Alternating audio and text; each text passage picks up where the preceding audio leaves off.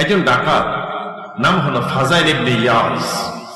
ফাজাইল ইবনে, নাম কারা ডাকাত, তার নাম শুনলে মানুষের পশম খাড়িয়ে যায়। সে জঙ্গলের ভিতরে কার্পেট বিছায়া মানুষকে ফাঁকি দেওয়ার জন্য লম্বা লেবাস লাগাইয়া, টুপি লাগাইয়া বসে থাকে। সন্ধ্যা রাতে তার শাগরেদদেরকে ডাকাতি করতে পাঠায় বিভিন্ন স্থানে। একটা যুবক ছেলে ওই রাস্তা দিয়ে জঙ্গলের পাশে দিয়ে যায়। পরিচিত একটা লোক কহে, তুমি যাচ্ছ কোথায়? জানো না এটা ফাজাইল ডাকাতের এলাকা? কোন ডাকাত? ফাজাইল ডাকাতের এলাকা। তুমি কি করেছো, এখন যাবে কোথায়? তুমি গন্তব্যস্থানে পৌঁছতে পারবে না। যুবকটা বলছে, ভাই আমার সাথে তো আছে 10টি স্বর্ণের চাকা। কয়টি? কি করবে? ছেলেটা ভাবলো, সামনে যাওয়া উচিত হবে না, আমি রাতটা কাটাই দেব জঙ্গলের ভিতরে। জঙ্গলের ভিতরে গিয়ে দেখি আল্লাহর একজন ওলি বসা, বিশাল এরিয়া, তার জুব্বা গায়ে, পাগড়ি মাথায়। গিয়ে বলে, হুজুর আসসালামু আলাইকুম। যুবকটা বলে, হুজুর আপনার মতো আল্লাহর ওলি পেয়েছি, আমি একটু নিশ্চিন্ত হলাম, রাত্রটা কাটাতে পারবো ভালো করে। জানেন হুজুর, এটা হলো ফাজাইল ডাকাতের এলাকা। কোন ডাকাত? ফাজাইল ডাকাতের এলাকা। হুজুর আমার কাছে না 10টি স্বর্ণের চাকা। কয়টি?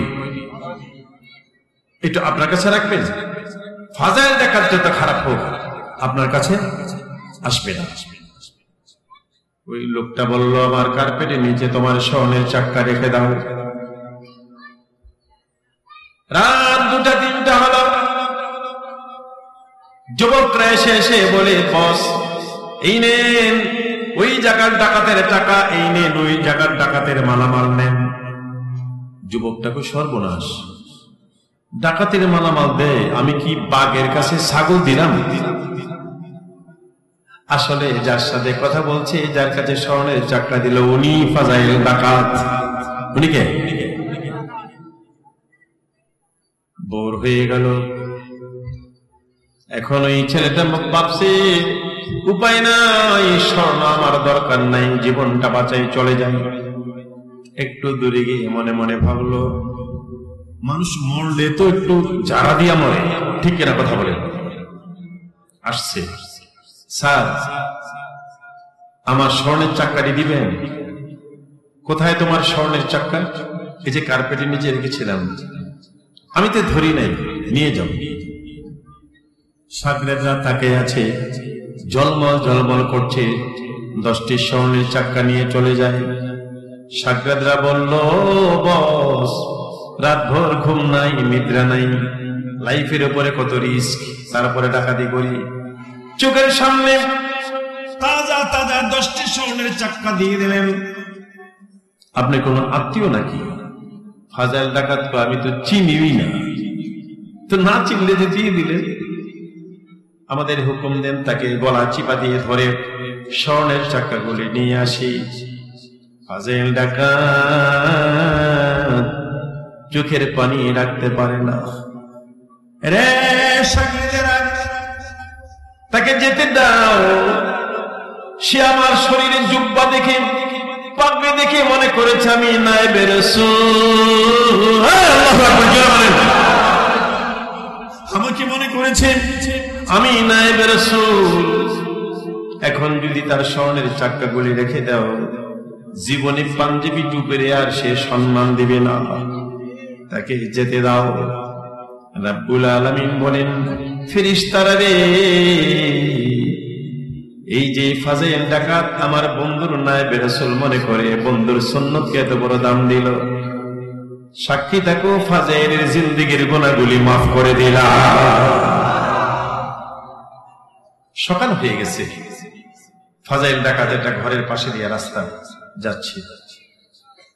একজন হুজুর কারি সাহেব ঘরের ভিতরে কোরআন তেলাওয়াত করে, বিসমিল্লাহির রাহমানির রাহিম, আলাম ইয়াকুনি লিল্লাযীনা আমানু ওয়ান تخشع قلوبهم لذكر الله ফাজাইল ডাকাত ইরাকের মানুষ তো আরবি বুঝে আলম ইয়ানি লিল্লাযিনা আমানু হে ইমানদার তোমার কি হলো এখন কি তোমার সময় আসে না আমি আল্লাহর ভয়ে আমার স্মরণে আমি আল্লাহর ভয়ে তোমার জীবনটা এখন কি পরিবর্তন করবে না ফাজাইল ডাকাত কই কি রে এ তো আমারে কয় আমাকে বলতেছে আসলে কি ঘরে যে কারি সাহেব তেলাওয়াত করে জানে ডাকাত যে যায় জানে জানে না শাগরেদদেরকে বলছে একটু দাঁড়াও দরজা নক করে ভিতর থেকে কারি সাহেব কইকে আমি ফাজাইল ডাকাত রাখেন ভাই মাফ চাই আমি গরিব মানুষ কই তুমি এরকম কথা বললে হবে না ফাজাইল ডাকাত কি চিনো দরজা কেউ খোলা লাগে না আমি অটোমেটিক্যালি খুলতে পারি কারি সাহেব তার ওয়াইফকে ডাক দেয়া করে তাড়াতাড়ি জীবনের শেষ তওবা করো ফাজাইল ডাকাত ধরে ঢুকতেছে দরজা খুলে দিলে বলল ও কারি সাহেব একটু আগে কোরআন তেলাওয়াত করতেছিলে আবার তুমি ওটা তেলাওয়াত করো কারি সাহেব ভাবছে আমার তেলাওয়াতে কোনো ভুল হইল নাকি ফাজাইল ডাকাতের ভয়ে কাঁপে আর তেলাওয়াত করে বিসমিল্লাহির রাহমানির রাহিম আলাম ইয়ানি লিল্লাযীনা আমানু আন তাখশা কুলুবুহুম লিযিকরিল্লাহ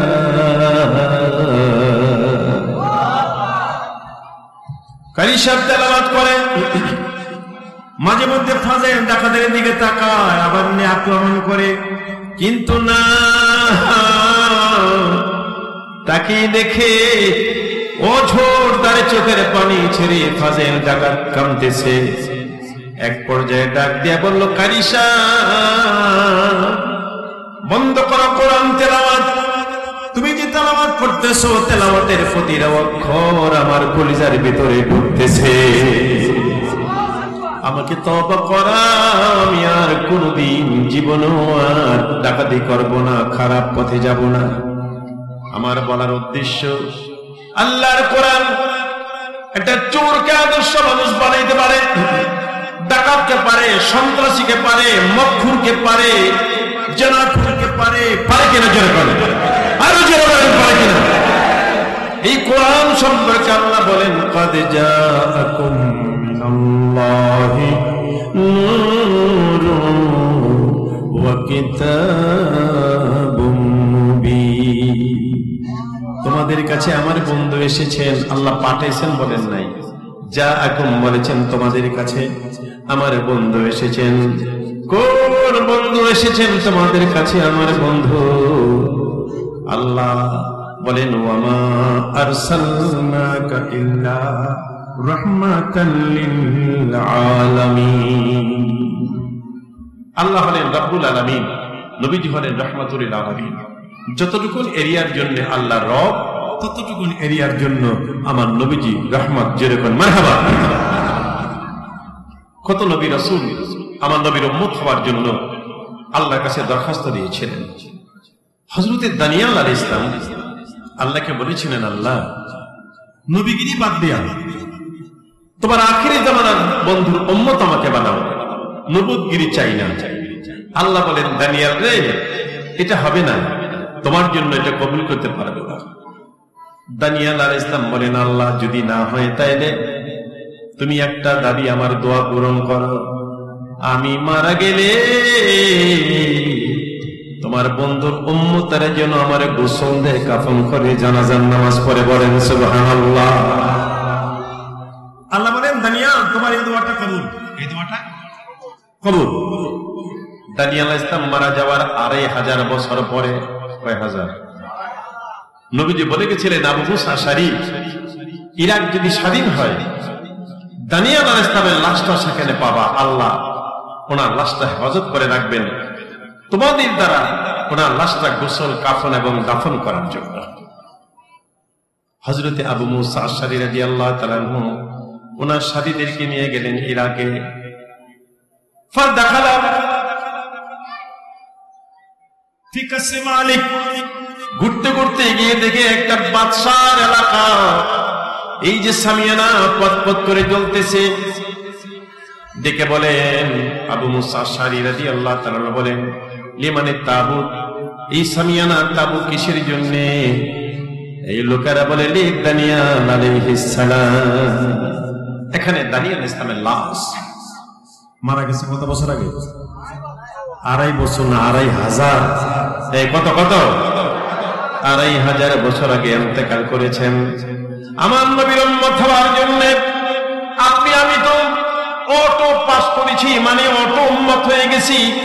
আমরা অ্যাপ্লিকেশন করি নাই, দরখাস্ত করি নাই নবীর উম্মত হওয়ার জন্য। ইজিলি আল্লাহ আমাদেরকে উম্মতে মুহাম্মাদি সাল্লাল্লাহু আলাইহি সাল্লাম বানিয়ে দিলেন। বলেন মারহাবা। মোস্ট ইম্পর্টেন্ট এন্ড ইন্টারেস্টিং আলোচনা, গুরুত্বপূর্ণ কথা আমার সামনে। চলুন এর আগে একটু মাবুদের সাথে সম্পর্কটা আরেকটু জোরদার করি। আল্লাহ আল্লাহ হয় না আল্লাহ।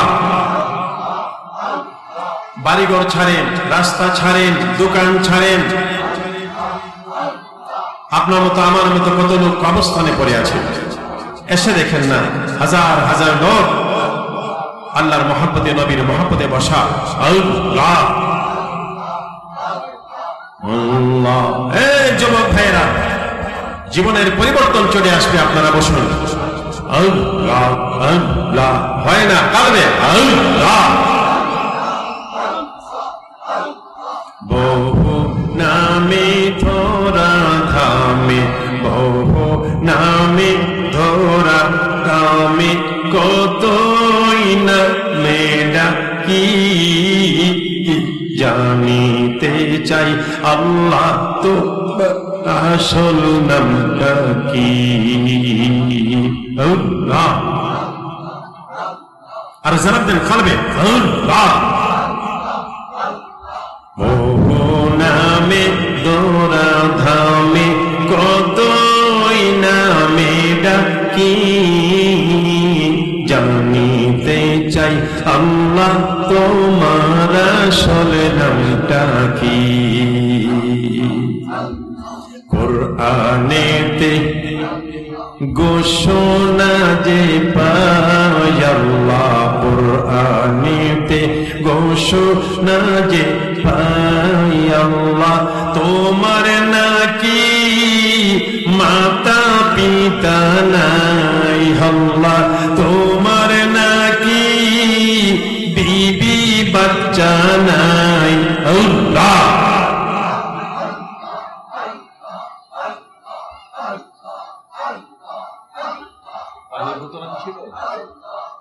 এখানে বোতল নাই, জোরে হয় না আল্লাহ। বহু নামে দোরা ধামে, কতই নামে ডাকি জানিতে চাই আল্লাহ তোমার আসল নামটা কি। লা ইলাহা ইল্লাল্লাহু মুহাম্মাদুর রাসূল সাল্লাল্লাহু আলাইহি ওয়াসাল্লাম। আল্লাহ কোরআন যদি আমরা ব্যক্তি জীবনে, পারিবারিক জীবনে, সামাজিক জীবনে, রাষ্ট্রীয় জীবনে যদি আল্লাহর কোরআনকে আমরা আঁকড়ায় ধরে রাখতে পারি, তাহলে ইনশাআল্লাহ ব্যক্তি জীবন, পারিবারিক জীবন, সামাজিক জীবন শান্তি হবে একমাত্র আল্লাহর কোরআন দ্বারা। ঠিক কিনা বলেন? খলিফাতুল মুসলিমিন হযরত ওমর ফারুক রাদিয়াল্লাহু তাআলা আনহু উনি ভাবলেন, এই শহরে বন্দরে তো আল্লাহর কোরআনের আলো আছে, দেখি তো মাঠে ময়দানে আল্লাহর কোরআন আছে কিনা, কোরআন সুন্নাহ আছে কিনা। তারাকতু ফীকুম আমরাইন লাম তাদিল্লু মা তামাসসাকতুম বিহিমা কিতাবাল্লাহি ওয়া সুন্নাতার রাসূল। Holy Prophet said, I am leaving among you two things. If you will stick to them firmly, you will never go astray from the right path. Number one, Al-Quran. Number two, Sunnah. কোরআন এবং সুন্নাহ। খলিফাতুল মুসলিমিন ভাবলেন, দেখি তো মাঠে ময়দানে আল্লাহর কোরআনের আলো আছে কিনা। হযরত গিয়ে দেখেন একটা রাখাল বকরি চড়ায়। উত্তর দেন, কি চড়ায়? বকরি চড়ায়।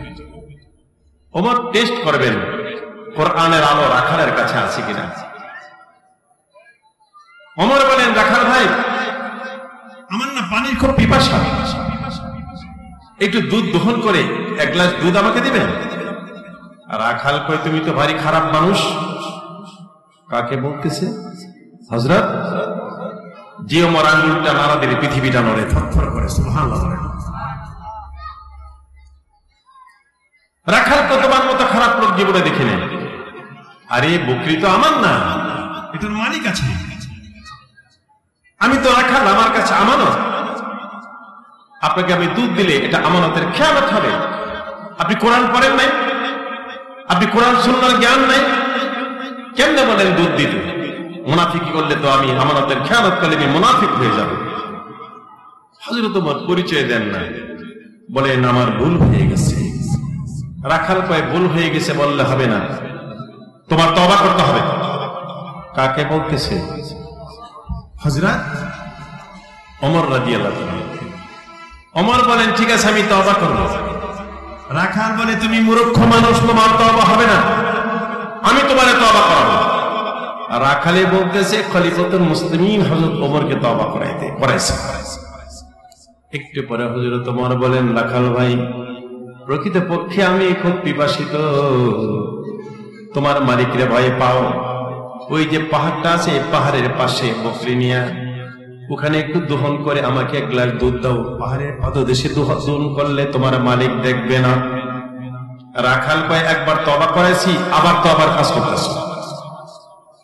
এ পথিক, পাহাড়ের পাদদেশে আমার বকরি দুধ দহন করলে আমার মালিক দেখবে না, কিন্তু রে পথিক জবাব দাও না, তামাম জাহানের মালিক যিনি, কিছু কথা বলেন আল্লাহ আল্লাহ আল্লাহ, ওই আল্লাহ কি দেখবে না? খলিফাতুল মুসলিমিন উনি মরুভূমিতে এসে দাঁড়িয়ে কাঁদতে লাগলেন, মাবুদ রে,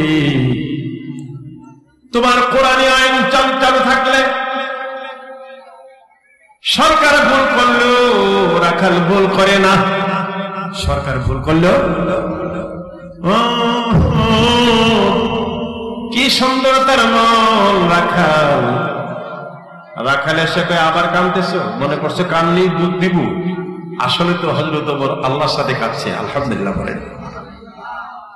মাথা উত্তোলন করে কয়, রাখাল ভাই, এত সুন্দর মন তোমার, আসলে তুমি কি চাও?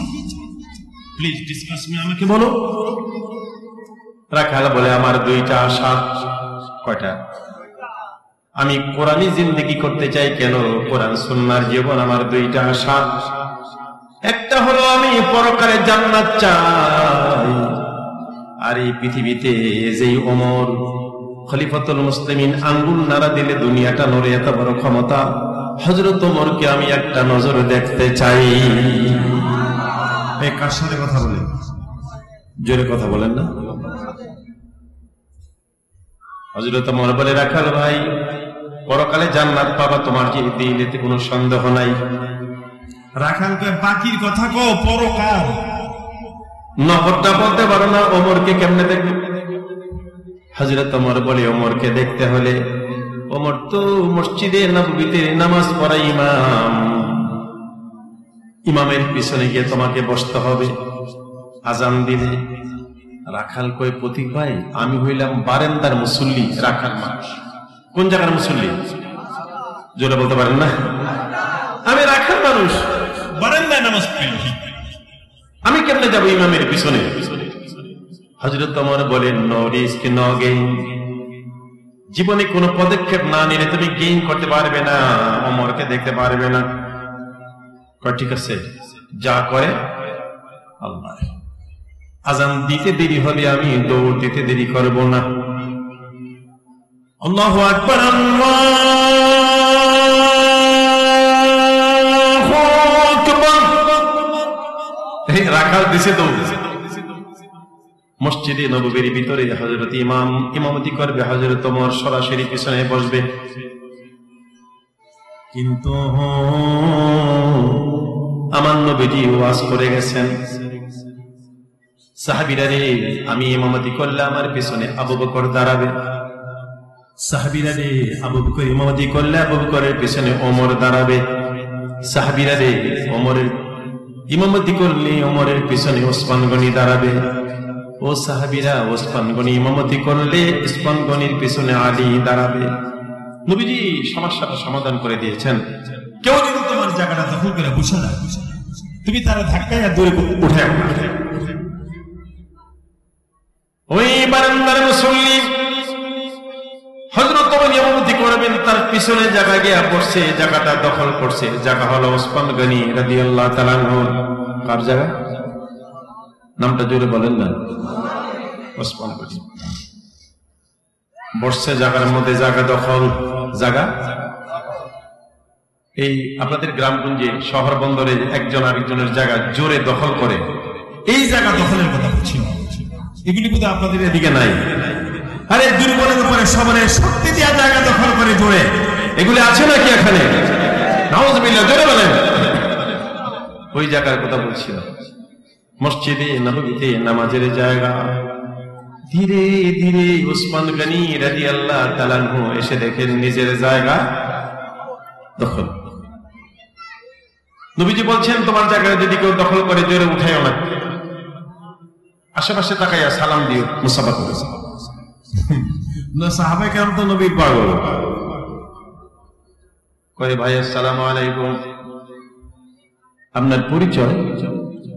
আমি বারান্দার মুসল্লি। কোন জায়গা?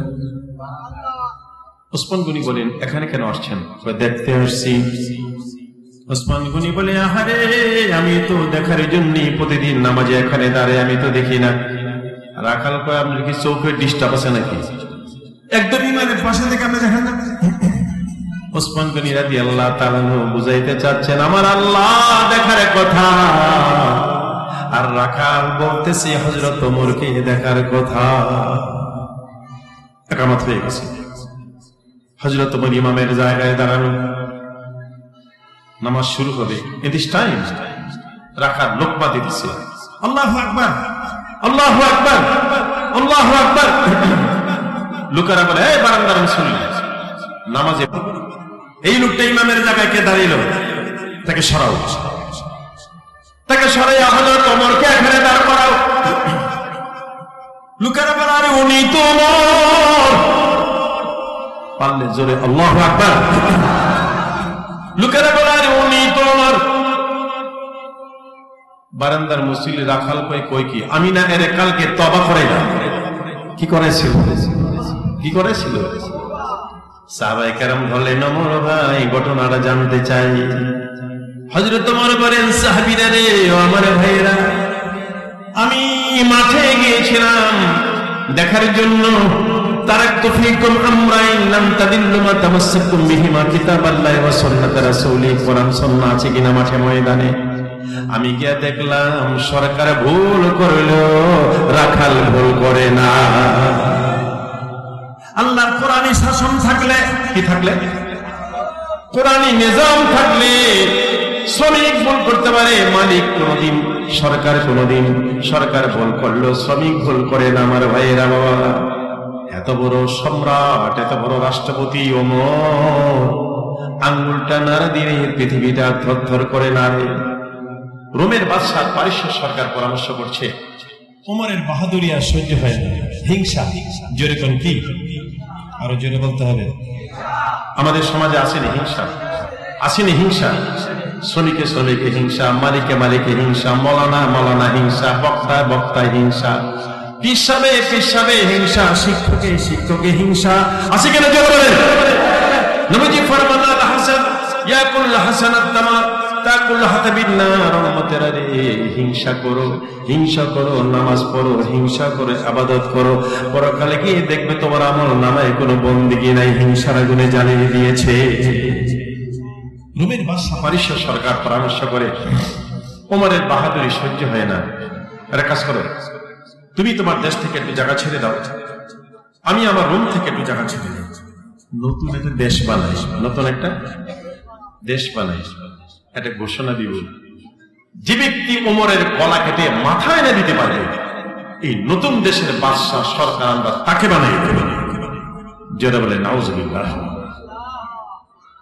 এই ঘোষণা শুনে এক লোক মনে মনে ভেবেছে, একটা মানুষ মানলে যদি দেশের একটা সরকার হওয়া যায়, কাজটা আমি করব।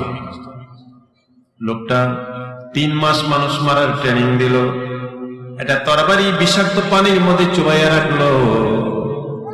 আজকে আসছে মদিনাতুল মুনাওয়ারায়, দেখে বলে, এই যে ভাইরা, আপনাদের সরকারের সিংহাসন কোথায়? লোকেরা বলে, আরে কি আজীব ব্যাপার, বাড়ি কোথায় তোমার? আমাদের তো সরকার না, আমাদের খলিফা। ঠিক আছে খলিফা, ওনার সিংহাসন। কোন আয়ত কোনো সিংহাসন নাই, যেখানে রায় সেখানে যেখানে সেখানে কেন? তো উনি কই গেল, কেন আসছেন?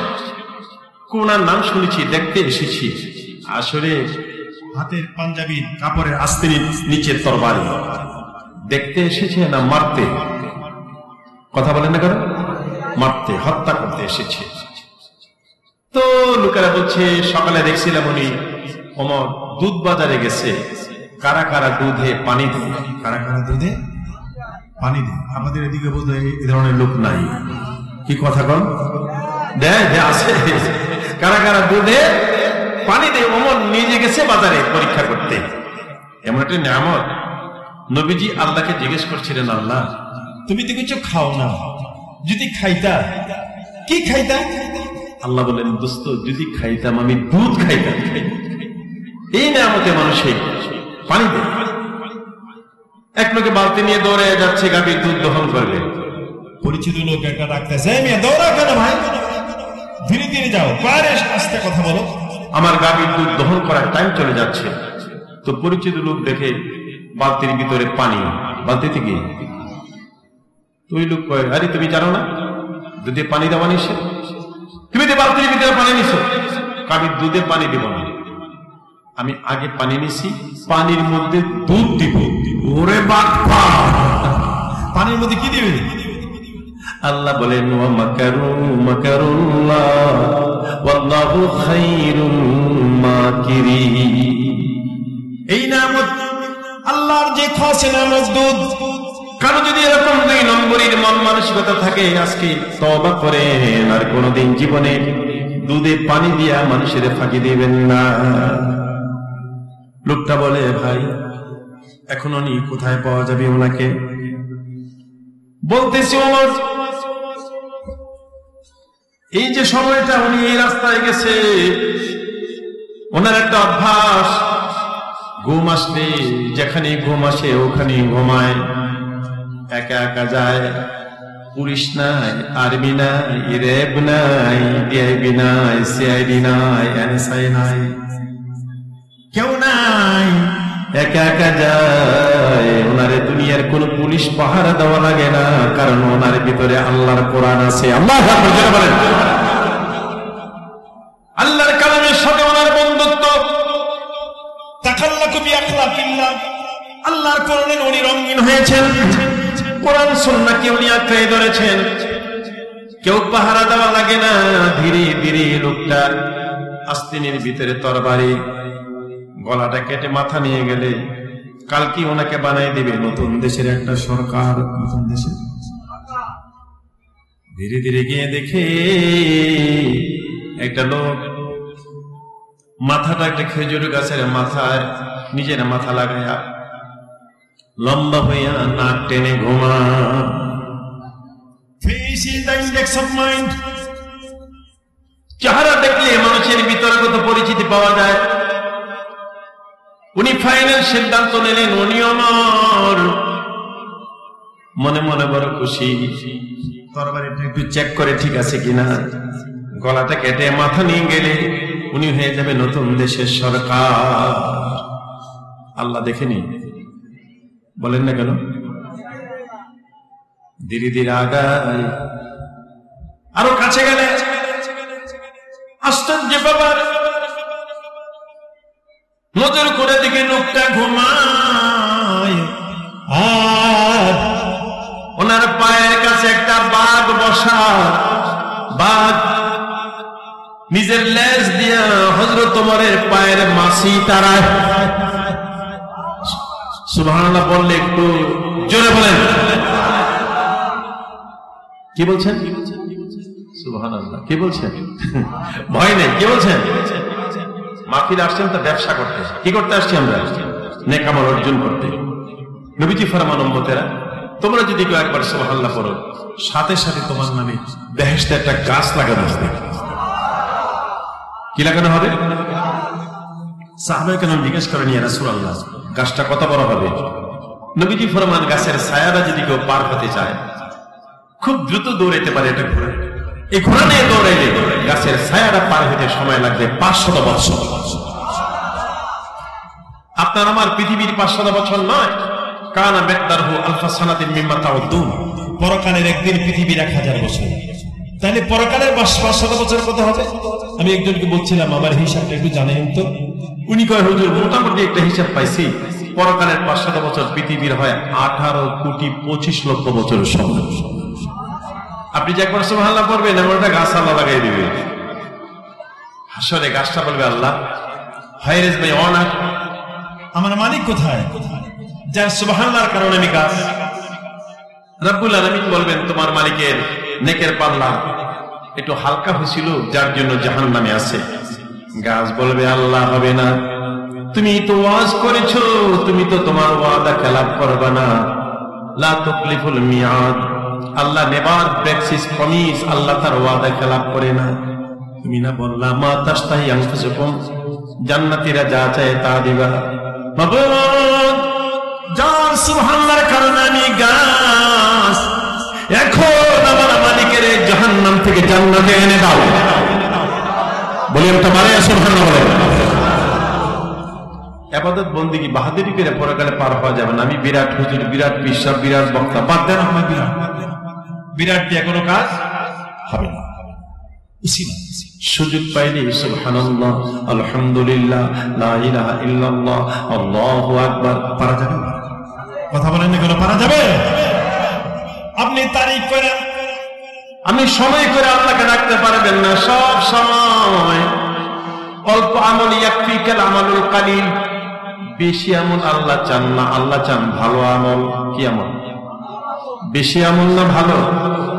তাবারাকাল্লাযী বিয়াদিহিল মুলকু ওয়া হুয়া আলা কুল্লি শাইইন কাদির, আল্লাযী খালাকাল মাউতা ওয়াল হায়াতা লিয়াবলুয়াকুম আইয়ুকুম আহসানু আমালা।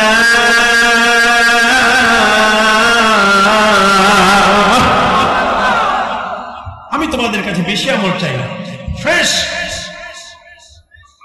একদম অন্তঃকরণকে পরিষ্কার পরিচ্ছন্ন রেখে, কাদ আফলাহা মান যাক্কাহা, অন্তরটা পরিষ্কার পরিচ্ছন্ন রেখে তুমি অল্প আমল করো। ভালো ভালো না খারাপ? ভালো আমল আল্লাহ আমার চান। সুযোগ পাইনি আমরা আমার আল্লাহকে ডেকে বলবো সুবহানাল্লাহ, আলহামদুলিল্লাহ, লা ইলাহা ইল্লাল্লাহ, আল্লাহু আকবার।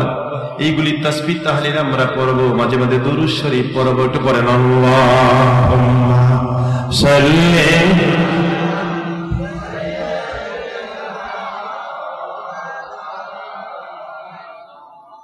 ওয়া আলা আলি মাওলানা। যেদিন মিজান হবে খাড়া, নেকি বদি পড়বে ধরা, সেদিন হব দিশেহারা। মুহাম্মাদিয়া রাসূলুল্লাহ, আল্লাহুম্মা সাল্লি সাইয়্যিদিনা মাওলানা ওয়া আলা আলি সাইয়্যিদিনা মাওলানা।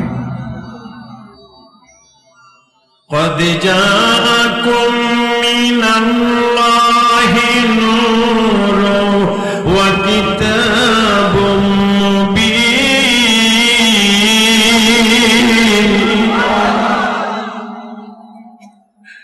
একটা জের জবর একটু চুল পরিমাণ এদারদার সাহাবে কেরাম।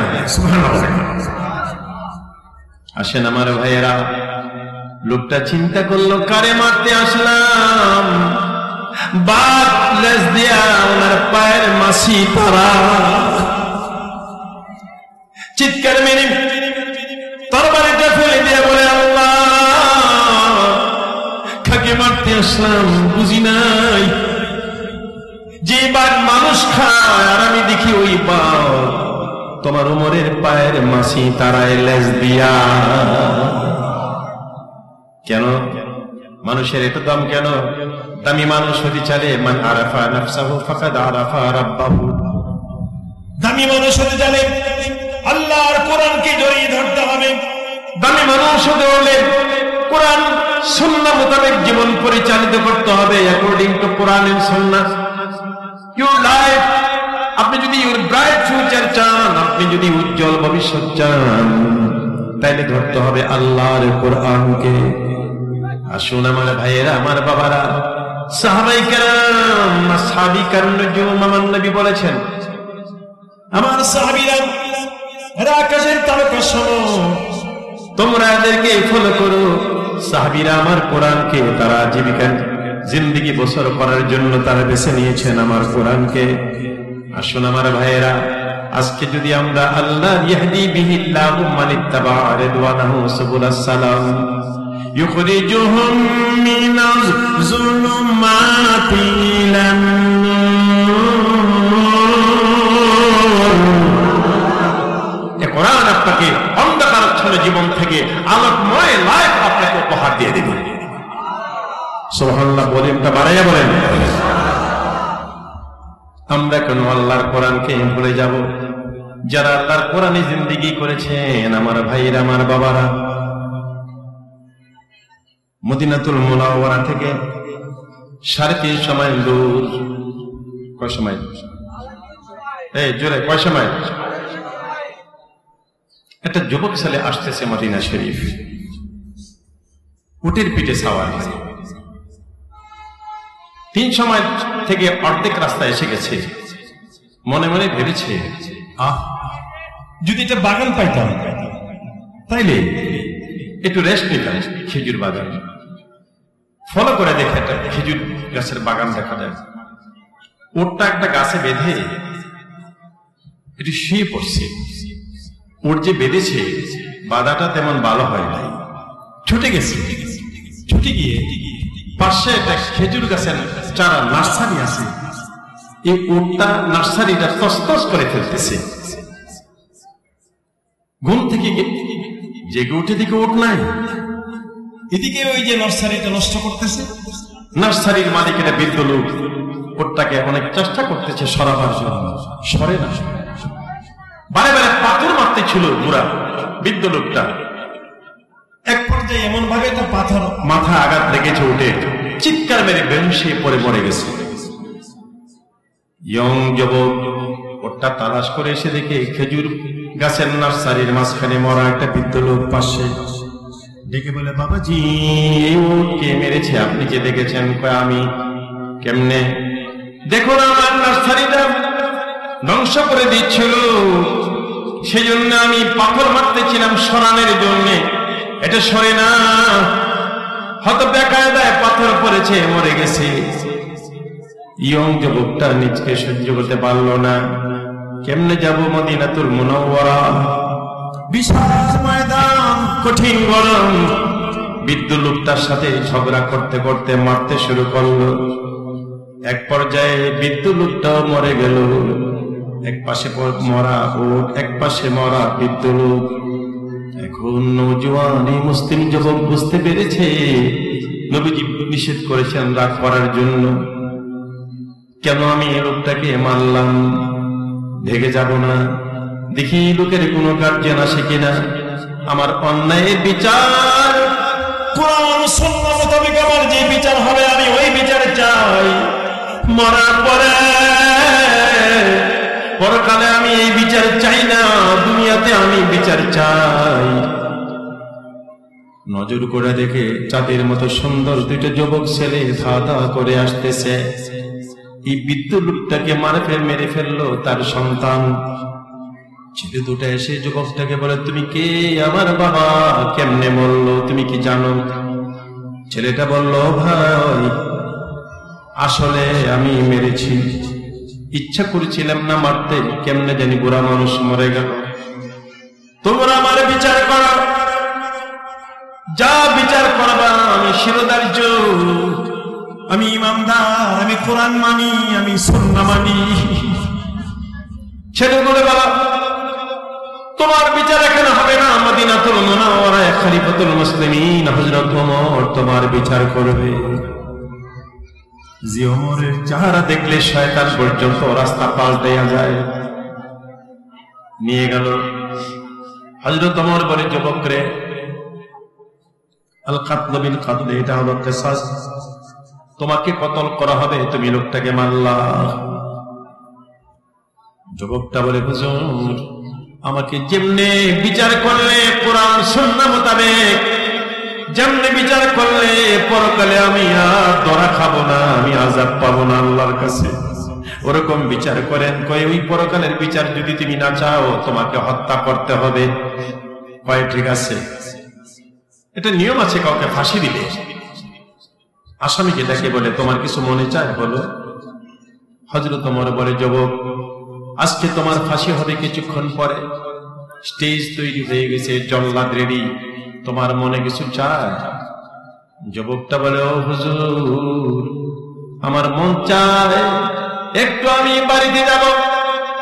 ইহুদি খ্রিস্টানরা পর্যন্ত আমার কাছে টাকা আমানত রাখতো, ওদের টাকাগুলি ফিরে দেওয়ার জন্য, আমার মায়ের মুখ বাবার মুখটা একটা নজর দেখে আসার জন্য। হযরত ওমর বলেন, আব্দুল্লাহ রে, তোমাকে যেতে দিব। এই মদিনাতে এমন কোন লোক আছে কিনা, তোমার আত্মীয় স্বজন, ইনকেস তুমি যদি না আসো আগামী শুক্রবারে তোমার কতল করা হবে, তুমি যদি না আসো একজনকে দায়িত্ব দিয়ে যাও, তোমার পরিবর্তে তুমি না আসলে আমরা তাকে কতল করবো, এমন আত্মীয় আসেনি। যুবকটা পেরেশানি হয়ে বলল, হুজুর আমার তো এমন কেউ নাই। তাইলে তোমাকে আর ছুটি দেওয়া হবে না, ওঠো মঞ্চে, জল্লাদ রেডি, তোমার কোনো ভাই নাই, আত্মীয় স্বজন নাই। হঠাৎ একটা লোক হাত তোলা বলল, খলিফাতুল মুসলিমিন, আমার নবী বলে গেছে, আল মুসলিম আখুল মুসলিম, এক মুসলমান এক মুসলমানের ভাই। এই ছেলের কোন আত্মীয় নাই, জান জান আমি তার ভাই। এই ছেলে যদি আগামী শুক্রবারে না আসে, তার পরিবর্তে আমার গলাটা কেটে দিয়েন। আপনারা পারলে জোরে বলেন আল্লাহু আকবার।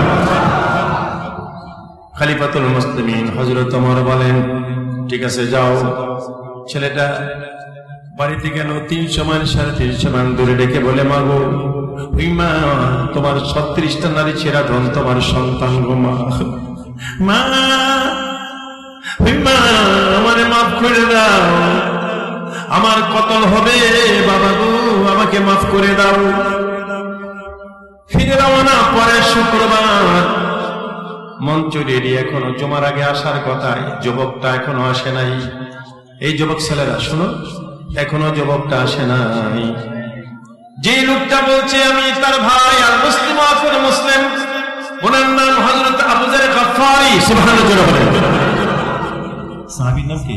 আবু যার রাদিয়াল্লাহু তাআলা আনহু। উনি এত বড় বুজুর্গ, আমার নবী বসে আছেন, এক পাশে হযরতে জিবরাইল আলাইহিস সালাম।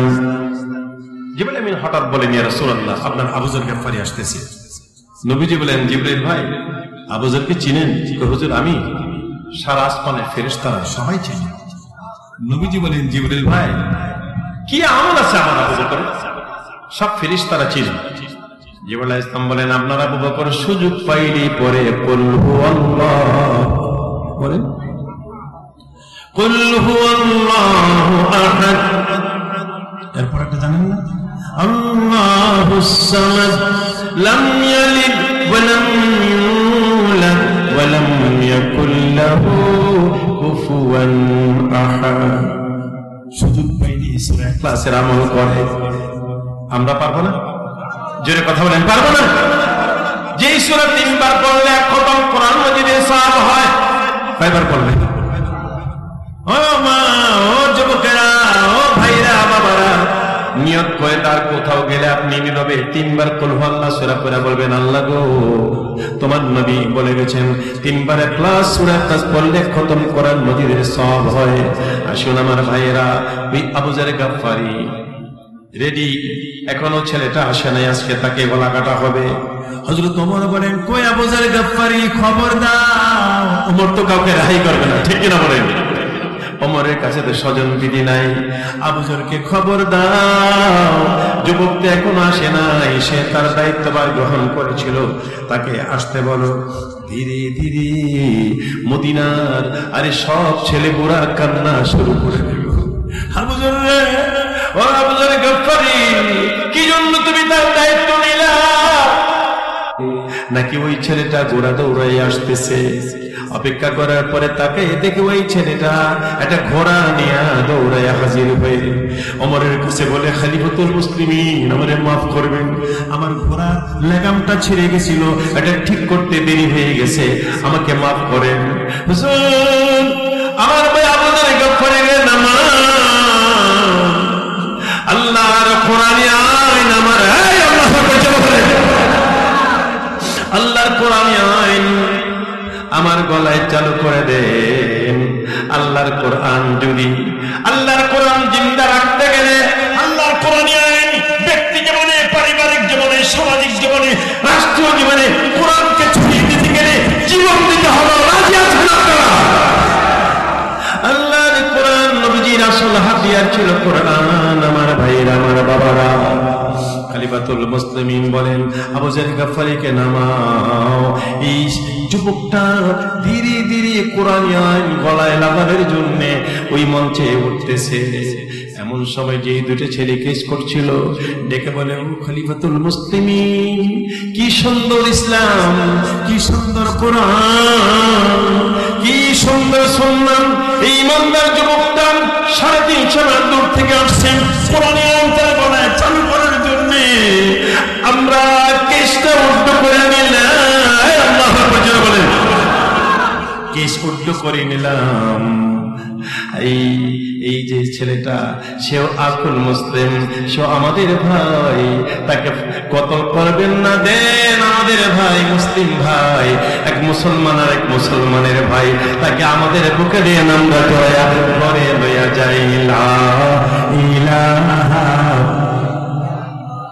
জোরে লা,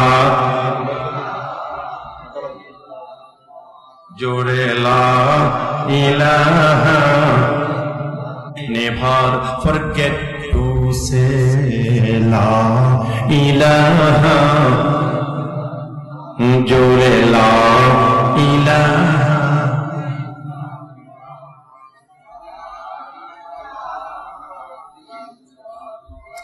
قد جاءكم من, এই ছোট ছোট আয়াতে কারিমাগুলো মুখস্থ রাখবেন, জীবনে কত গান মানুষে জানে, আয়াতে কারিমাগুলো শুনলেই তো মনে থাকে। বলুন, قد جاءكم من الله نور وكتاب مبين يهدي به الله من اتبع رضوانه سبل السلام।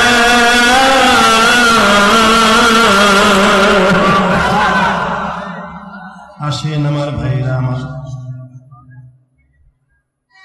আমার ভাইরা, ও বন্ধুরা, আমার বাবারা, শুনুন, আল্লাহর কোরআন থেকে আমরা কি শিক্ষা পাই? কোরআনের জীবন, নবীর আদর্শ যদি জীবনে বাস্তবায়ন করতে চাই, তাইলে সন্তান মা বাবাকে মানতে হবে, ঠিক কিনা বলেন? ঠিক জোরে বলেন।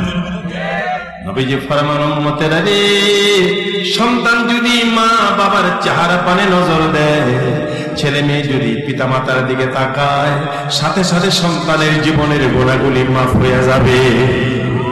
নবীজি আরো ফরমান, পৃথিবীর কোন সন্তান যদি তার মা বাবার চেহারা পানে নজর দেয়, সাথে সাথে ওই সন্তানের আমলনামায় কবুল হজের হিসাবে লেখা হয়ে যাবে।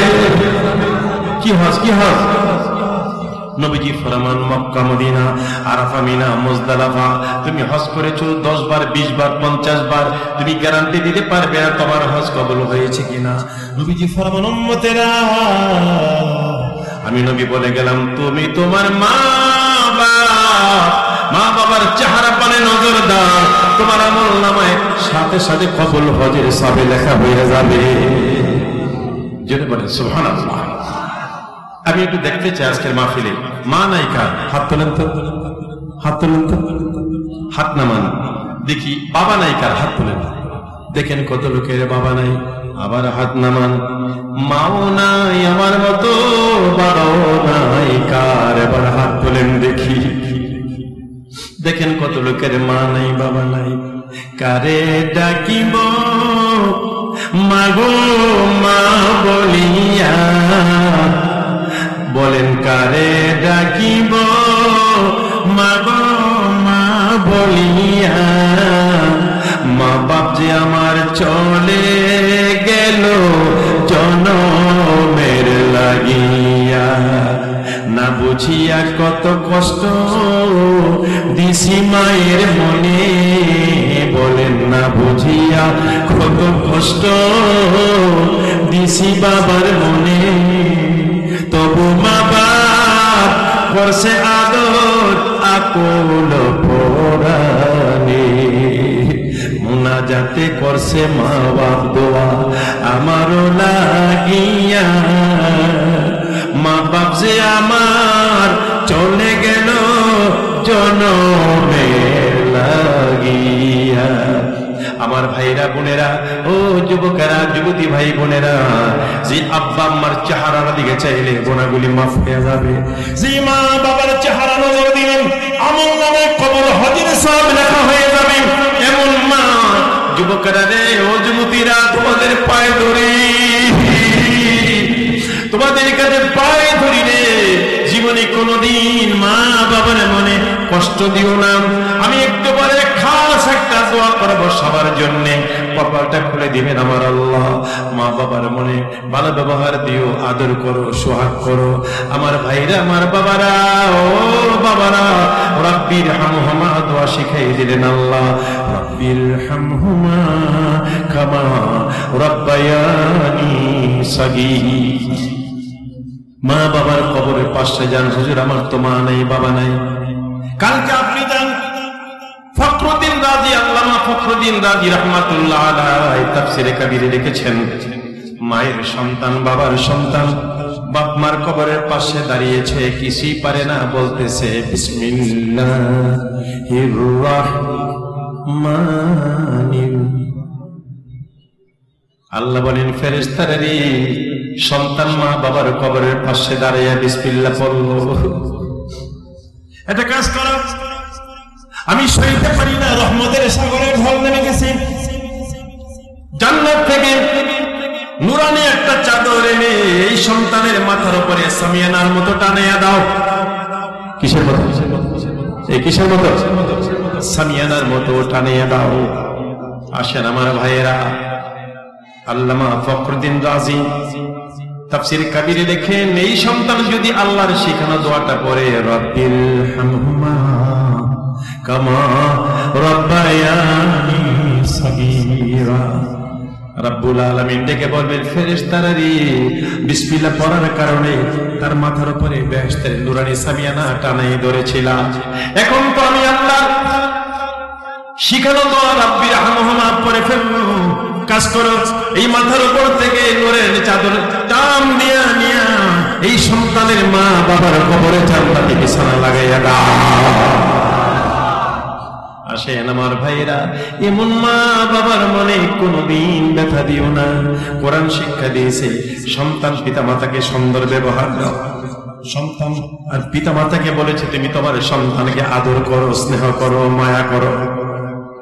সন্তান ভালো পথে চলে না, মারামারি নয়, মারামারি করে সন্তানকে পথে আনতে পারবে না। উদউ ইলা সাবিলি রাব্বিকা বিল হিকমাতি ওয়াল মাউইজাতিল হাসানা। তোমার সন্তানকে, একটা মানুষকে দ্বীনের পথে আনো হিকমতের সাথে এবং সুন্দর সুন্দর কথা দিয়া বকা বাধ্য করে না। আপনি ভালো ব্যবহার দেন, পাশের একটা হিন্দু অন্য মুসলমান হয়ে যাবে, ঠিক কিনা বলেন? এলাকার হিন্দু যারা আছেন, আল্লাহর কোরআনের জীবন দেখে আরো পাগল হয়ে যাবে। নবীজি মসজিদে নববীতে নামাজ পড়তে ঢুকলে একটা ইহুদি যুবক নবীজির জুতা মোবারক নিয়ে দাঁড়িয়ে থাকতেন। ইহুদি যেরকম কে আরো জোরে। একদিন আমার নবী বলেন, সাহাবীরা রে, আজকে আমার ওই জুতার খাদেম কই? ইহুদি যুবকটা বলে, তো কই গেল? আবু বকর সিদ্দিক রাদিয়াল্লাহু তাআলা আনহু বলেন, ইয়া রাসূলুল্লাহ, শুনেছি তার কঠিন জ্বর, বাঁচে কিনা সন্দেহ। নবীজি বলেন, আবু বকর খবর দাও, যে ছেলেটা আমার জুতাগুলির সেবা খেদমত করত, আমি তারে দেখতে যাব। ইহুদি হইল, আমি তারে দেখতে যাব। খবর পেয়ে ওই ছেলের বাবা বাড়িঘর সুন্দর করে চার কুরসি রেডি করছে।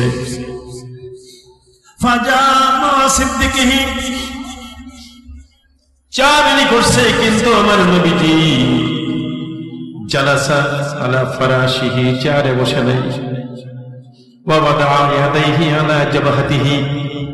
নবীজি হাত মোবারক ওই ইহুদি ছেলের জ্বরটা কেমন কপালে হাত দিয়েছে, হাত মোবারক। এমন সময় রাসূল পাক সাল্লাল্লাহু আলাইহি ওয়াসাল্লাম চিৎকার মেরে বলেন, আরে ইহুদি ছেলে, তুমি তাড়াতাড়ি পড়ো লা ইলাহা ইল্লাল্লাহু মুহাম্মাদুর রাসূলুল্লাহ পড়ো। জ্বর তো। ছেলেটা একবার তার বাবার দিকে তাকায়, আরেকবার নবীজির দিকে তাকায়। নবীজি বলেন, দেরি কেন করছো? তুমি তাড়াতাড়ি পড়ো। ছেলেটা একবার আব্বার দিকে তাকায়, আবার নবীজির দিকে তাকায়। ছেলের বাপ বলে, ওই ছেলে আমার দিকে তাকায় না, মুস্তাফার দিকে তাকাও। আমার দিকে তাকায় না, মুস্তাফার দিকে তাকাও। সাথে সাথে ছেলেটা বলল, লা ইলাহা ইল্লাল্লাহু মুহাম্মাদুর রাসূলুল্লাহ। সাহাবায়ে কেরাম জিজ্ঞেস করেন, ইয়া রাসূলুল্লাহ, ঘটনা বুঝলাম না, আপনি এত তাড়াতাড়ি বললেন কলমা পড়তে। সে মরে গেল।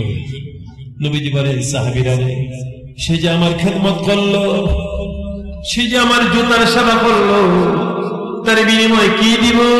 সে যদি ঈমান না আনে। আমি দেখি তার বালিশের পাশে হযরতে মালাকুল মউত আজরাইল ইসলাম বসা। আল্লাহু আকবার, জোরে জোরে।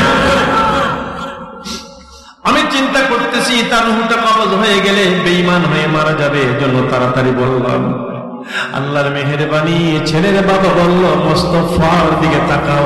ছেলেটা পরে ফেলল, লা ইলাহা ইল্লাল্লাহু মুহাম্মাদুর রাসূলুল্লাহ সাল্লাল্লাহু আলাইহি ওয়াসাল্লাম।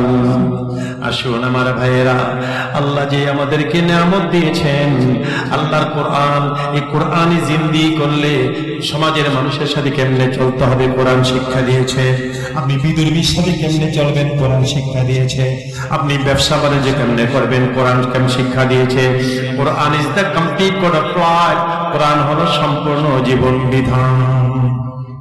বর্তমান যুগে স্বামী স্ত্রীর মধ্যে মারামারি, স্বামী স্ত্রীকে কেমন ব্যবহার দিবে, স্ত্রী স্বামীকে কেমন ব্যবহার দিবে, আল্লাহর কোরআন শিক্ষা দিয়েছে।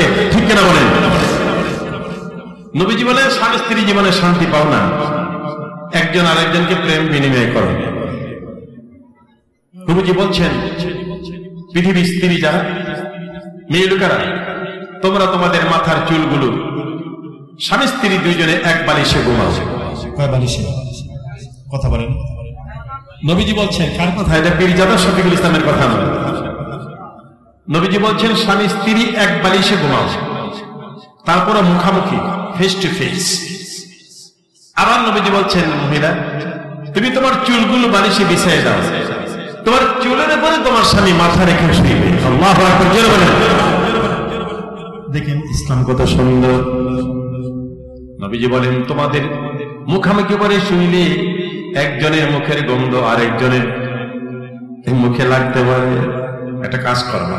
নবীজি বলেন, তোমরা স্বামী স্ত্রী এক বালিশে ঘুমাও, ফেস টু ফেস, মুখামুখি করে।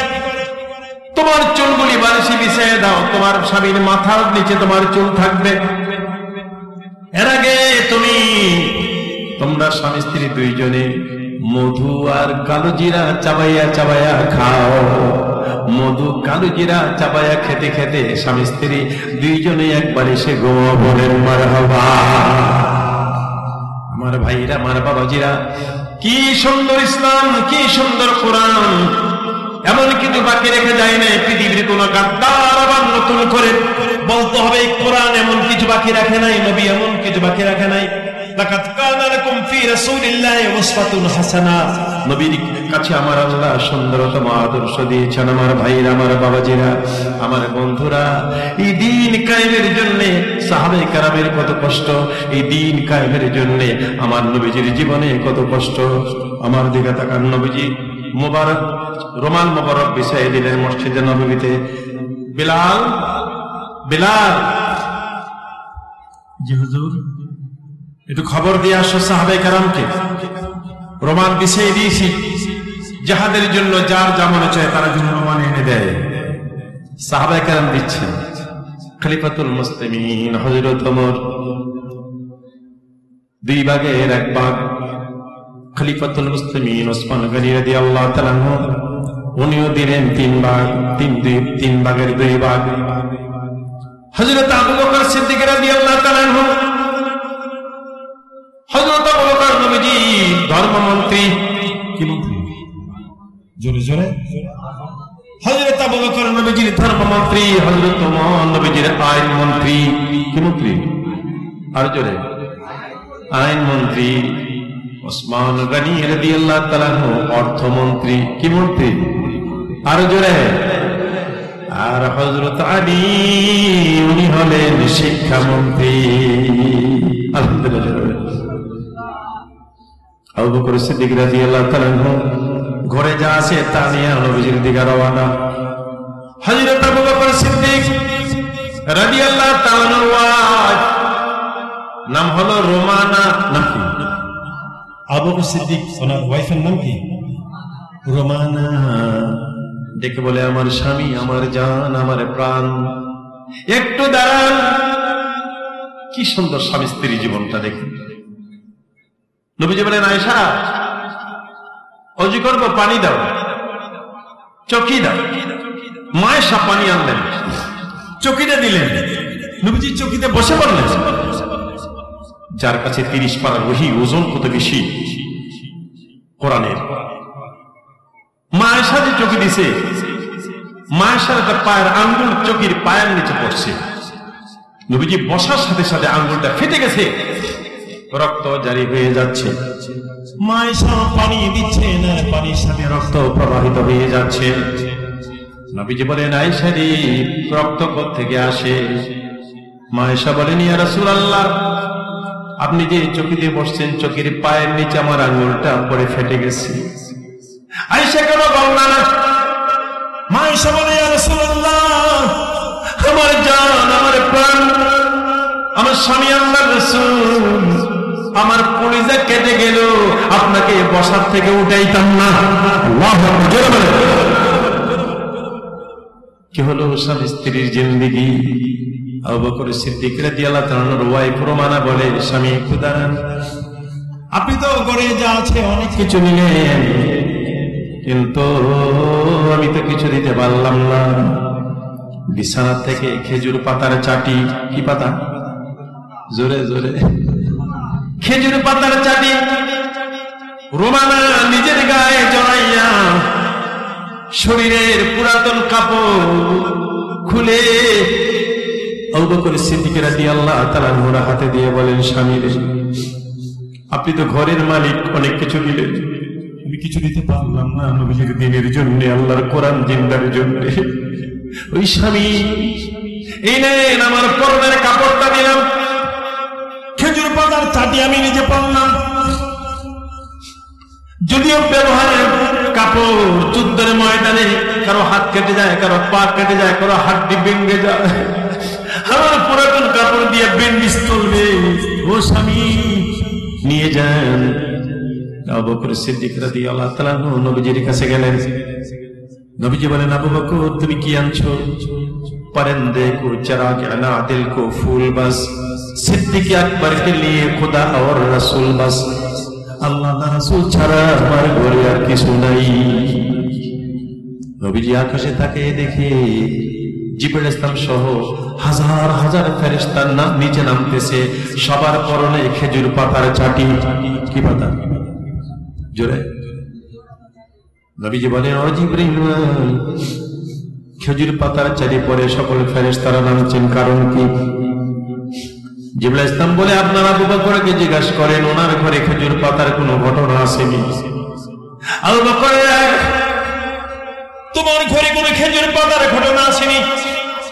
ইয়া রাসূলুল্লাহ, আমার ওয়াইফ রুমানা বিছানা থেকে খেজুর পাতা চাটিটা নিজের গায়ে জড়াইয়া পরনের কাপড় দিয়ে ফেলেছে, জিহাদের মাঠে ফিটনেস বিভিন্ন কাজে লাগানোর জন্য। জিবরাইল ইসলাম বলে, রাসূলুল্লাহ, আপনার ওয়াইফের এই দান, এই যে পরনের কাপড়টা দান করে দিল, আল্লাহর কাছে এত পছন্দ হয়েছে। আল্লাহ বলে, আমার বন্ধুর কাছে তোমরা সবাই হাজির হও, খেজুর পাতার চাটাই নিজের গায়ে পোশাক লাগাইয়া জোরে জোরে বলেন সুবহানাল্লাহ। যখনই সুযোগ পান মাহফিল করেছেন, এই গ্রামে গ্রামে তাফসীর মাহফিল করেন, পাড়ায় পাড়ায় তাফসীর মাহফিল করেন, ইউনিয়ন ইউনিয়নে তাফসীর মাহফিল করেন। আমার ভাইরা, আমার বাবারা, আল্লাহর কোরআনকে মানুষের দ্বারা পৌঁছে দেন। এটা আপনাদের কাজ, এটা আমাদের কাজ। আমার ভাইয়েরা, টাকা পয়সা অনেক ব্যয় হয়ে হোক না, আপনি কি পারবেন দান করতে? আল্লাহ যদি মনটা না ঘুরে দেয়, আপনি পারবেন না। ওই মন মানসিকতা আপনার না থাকলে আপনি টাকা দান করতে পারবেন না। আপনারা জানেন, আমি পীর ফতেহাবাদ দরবার শরীফের পীর সাহেবের ছেলে শারসিনার মরহুম পীর সাহেব যিনি ইন্তেকাল করেছেন, আল্লামা মুহিবুল্লাহ রাহমাতুল্লাহ আলাইহি, আমার ওয়াইফের আপন মামা আবু জাফর সালি রাহমাতুল্লাহ আলাইহি, উনি আমার আপন নানা শ্বশুর। আমাদের নানাও পীর সাহেব, আমার মামারও পীর সাহেব ছিলেন। আমি আমাদের বাড়িঘর মক্কা শরীফে, আল্লাহর ঘরে মেসফালা, আমাদের বাড়িঘর মেসফালা। আমি রমজানে যাব, নিয়ত করেছি পুরা রমজান আমি থাকবো মক্কাতুল মুকাররমা মদিনাতুল মুনাওয়ারা। আমি তো মাত্র আমেরিকা থেকে ফ্যামিলি হয়ে গেছে আমেরিকা। আমার ভাইয়েরা, আমি ওয়াদা দিলাম মক্কা শরীফে মদিনা শরীফে যায়া আপনাদের নামটা আমি ভুলবো না। আল্লাহর কাছে আমি খাস আজকে একটা দোয়া করে দেব, এই যে বিশাল তাফসীর উপরের মাহফিল, আপনারা খুশি না বেজার? আরে জোরে বলেন, খুশি না বেজার? খুশিতে হয়ে থাকেন। আমি একটু দেখতে চাই আপনি শুধু মুসাফা করবেন আমার সাথে। এখানে 5,000 টাকা নগদ আপনার পকেটে আছে, এমন একটা ব্যক্তি আছেননি 1,000 টাকা আপনার পকেটে আছে। এই বেহেশতের বাগানের জন্য ফেরেশতারা ক্যামেরা নিয়ে দাঁড়িয়ে আছে, আপনাদের রেকর্ডিং করতেছে, ছবি তুলছে, যে ভিডিও। একটা লোকে প্রথম আসেন আমার সাথে মুসাফা করেন, হুজুর আমার জন্য দোয়া করে দেন, আমি একটা 1,000 টাকা এই বেহেশতের বাগান মাহফিলের জন্য, তাফসীরুল কোরআন মাহফিলের জন্য দান করলাম। একটা লোকে প্রথম দিন